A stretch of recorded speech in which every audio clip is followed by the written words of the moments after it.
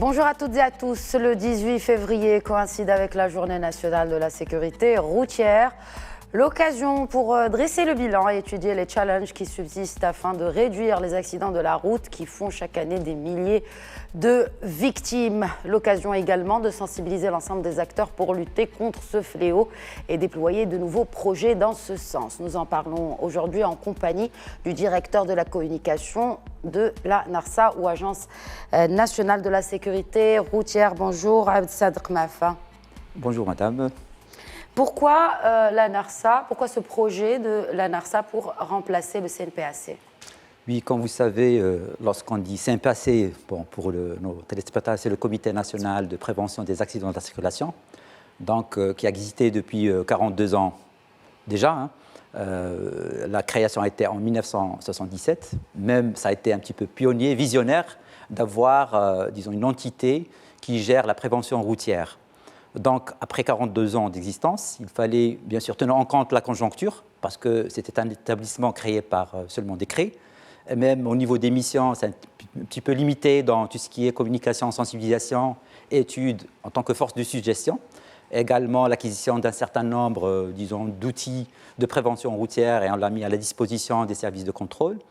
Donc, avec seulement une représentation au niveau national. Il n'y avait pas d'antenne au niveau régional.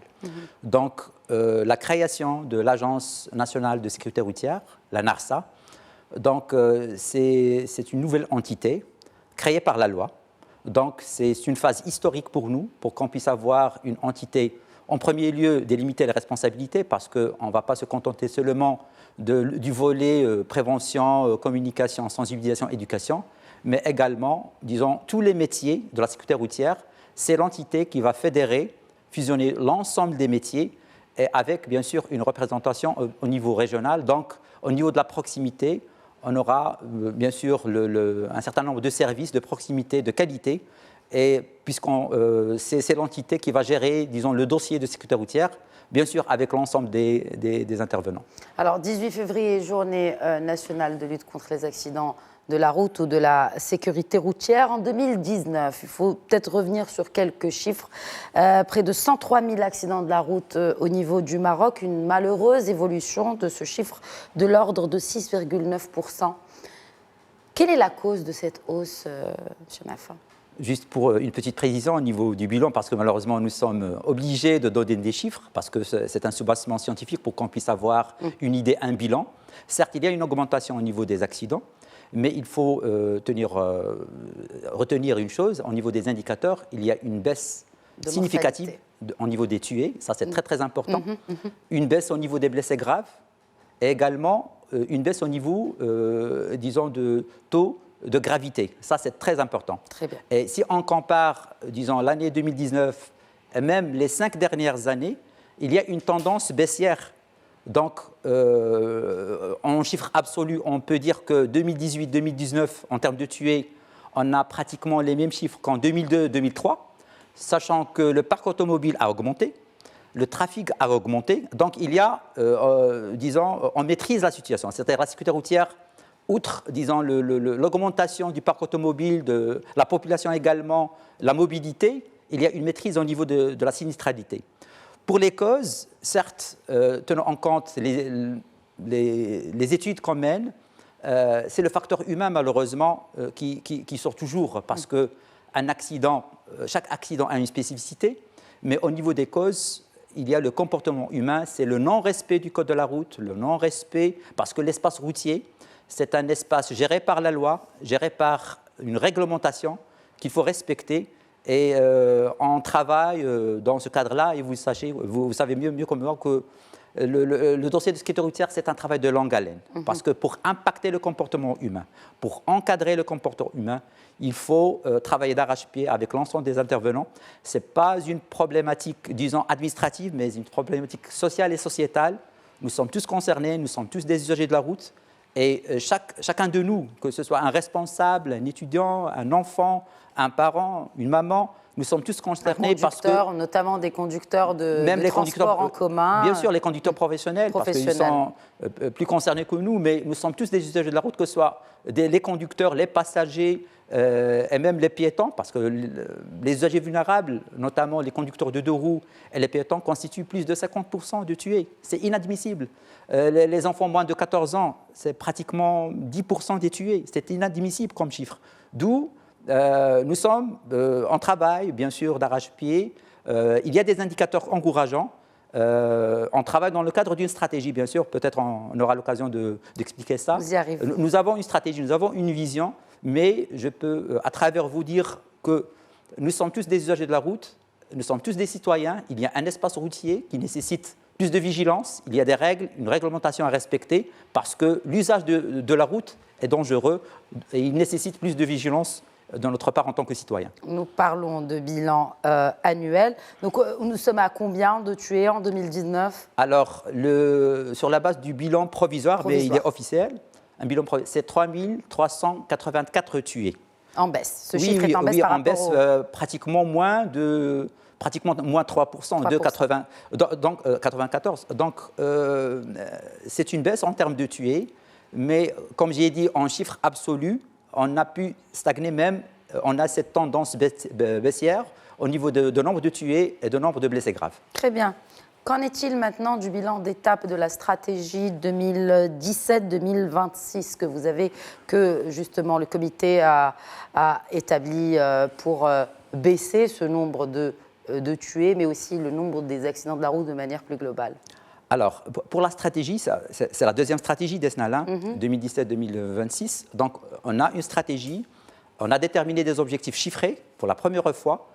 Certes, ça peut paraître un petit peu, on a trop soulevé la barre au niveau peut-être de la diminution du nombre de tués, mais... Qui était de 25%, n'est-ce pas, à terme ? 25, d'ici 26, on a cette obligation de réduire le nombre de tués de moins de 1900 tués en 2026.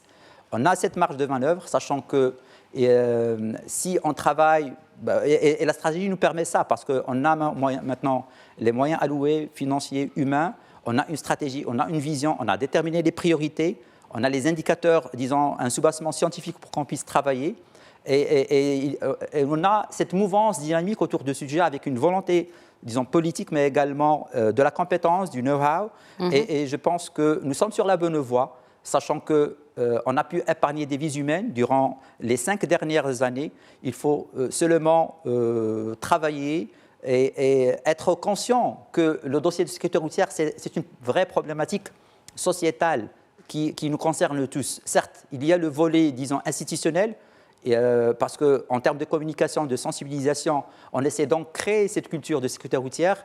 Il y a le volet contrôle, et volet sanction, volet infrastructure, formation. Donc, c'est un dossier pluridisciplinaire qui nécessite une coordination, qui nécessite bien sûr... Alors justement, qu'en est-il de cette coordination? J'allais arriver à cette question. Qu'en est-il de la coordination de tous ces efforts? Comment conjuguer les efforts de différentes parties concernées par la lutte contre les accidents de la route? Bien sûr, nous avons la stratégie. On a travaillé dans le cadre du CNPAC, dans le cadre de la prévention routière, parce que c'était une entité hybride. Maintenant, nous avons l'Agence nationale de sécurité routière qui va fédérer les efforts, conjuguer les efforts, multiplier, bien sûr, et délimitant, bien sûr, les responsabilités. La stratégie, elle est claire en termes d'objectifs, en termes d'enjeux stratégiques, en termes de piliers, et même au niveau des moyens alloués. Et je pense que nous sommes sur la bonne voie, sachant que ces chiffres ne sont pas vraiment, mais ils demeurent des indicateurs encourageants. Et il y a cette volonté parce que on parle de vies humaines. Vous avez parlé on célèbre la Journée nationale de la sécurité routière. La thématique de cette année, c'est pour la vie. On parle du droit du travail, le droit à la santé, mais on oublie qu'il y a un droit à la vie. Donc, nous devons tous être mobilisés pour qu'on puisse lutter contre l'insécurité routière, parce que l'espace routier reflète notre niveau de civisme.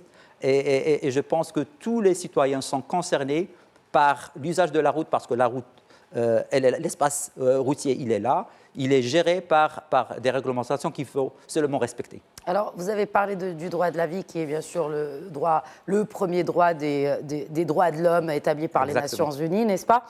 Et que le Maroc, bien sûr, adhère à cette charte. Je voudrais juste terminer avec, bien sûr, la vie n'a pas de coût. Exactement. Mais on parle d'un coût de ces accidents de la route pour l'économie marocaine. On parle d'un chiffre de 2,5% du PIB. Comment? Oui, exactement. Ça, c'est au niveau de l'OMS, tenant en compte les rapports qu'on a, pour qu'on puisse avoir une vision claire du coût socio-économique. Comme vous l'avez bien dit, c'est entre 2 à 2,5 du PIB. Ça voisine les 14, même les 15 milliards de dirhams chaque année. C'est l'équivalent de, disons, le projet Tangemed qu'on perd chaque année. C'est l'équivalent d'une vingtaine d'usines qu'on perd chaque année. Mais au-delà du coût socio-économique, il y a des vies humaines, parce que la sécurité routière, voilà, ne sont pas des chiffres, ne sont pas que des chiffres. Certes, il y a un coût socio-économique, il y a un bilan, bon, on dresse des bilans chaque année, le nombre de tués, le nombre de blessés graves, blessés légers, mais on oublie toujours qu'il y a des vies humaines, qu'il y a des victimes derrière, des handicapés bon, qui sont marqués à vie. Oui. Donc, c'est un dossier qui nous concerne tous. Ça dépasse de loin l'aspect technique, ça dépasse de loin l'aspect, disons, mais ça, c'est une culture qu'il faut ancrer. Ça, c'est un comportement qu'il faut ancrer parce que ça reflète, comme j'ai dit, le niveau de notre citoyenneté, et il faut qu'on s'attache à la vie. Et il faut que nous tous respectons le code de la route et les exigences de la sécurité routière. Et qu'on inculque ça dès le plus jeune âge. Merci beaucoup, Absat Khmafa, directeur de la communication de l'Agence nationale de sécurité routière. Merci pour vos réponses. Merci bien, madame. Merci de nous avoir suivis. Très bonne suite des programmes sur notre antenne.